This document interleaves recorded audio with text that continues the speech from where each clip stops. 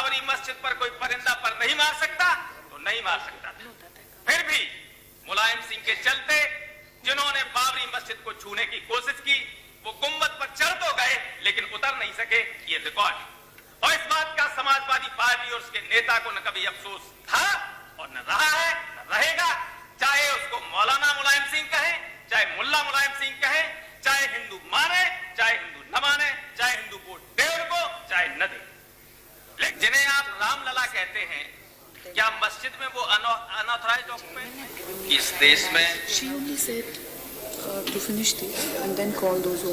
राजनीतिक स्वार्थों के लिए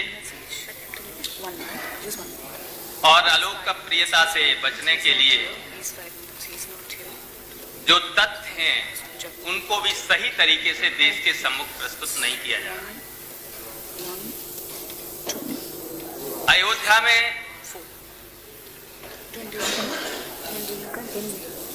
जिस जगह बाबरी मस्जिद थी वो राम जन्मभूमि थी या नहीं ये अनिश्चित है,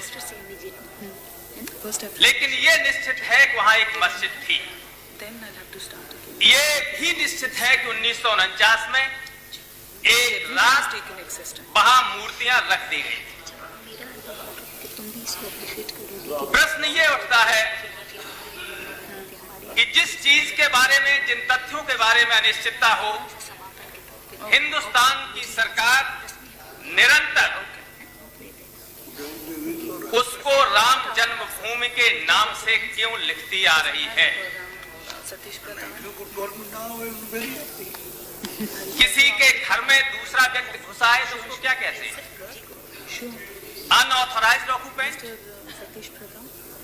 जिन्हें आप रामलला कहते हैं, क्या मस्जिद में वो अनऑथराइज्ड ऑक्यूपेंट नहीं?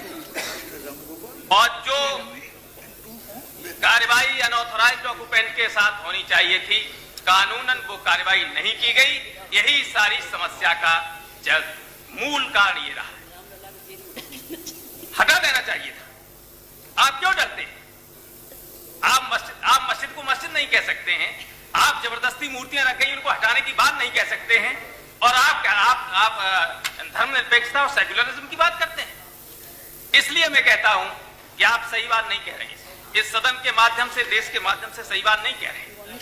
जहां तक 6 दिसंबर का प्रश्न है, घटनाएं जो 90 में हुई, जो 92 में हुई, उनमें बहुत समानता थी। मैं अभी 2 दिन पहले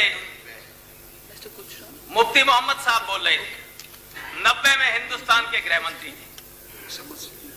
मैं सदन के पटल पर यह कहना चाहता हूं, सदन के सामने ये कहना चाहता हूं, तो उस वक्त भी जो रथ यात्रा प्रारंभ की गई थी वो हिंदुस्तान के तत्कालीन प्रधानमंत्री की राय और सहमत से हुई, और इस वक्त भी जो अयोध्या में हुआ वो हिंदुस्तान की केंद्रीय सरकार की मौन सहमति से हुआ, उसकी खामोशी के चलते हुआ।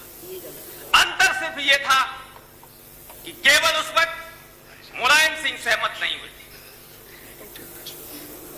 अगर मुलायम सिंह से केंद्र सरकार ने पूरा सहयोग किया होता तो यह निश्चित था कि जो तब कहा गया था कि बाबरी मस्जिद पर कोई परिंदा पर नहीं मार सकता तो नहीं मार सकता था।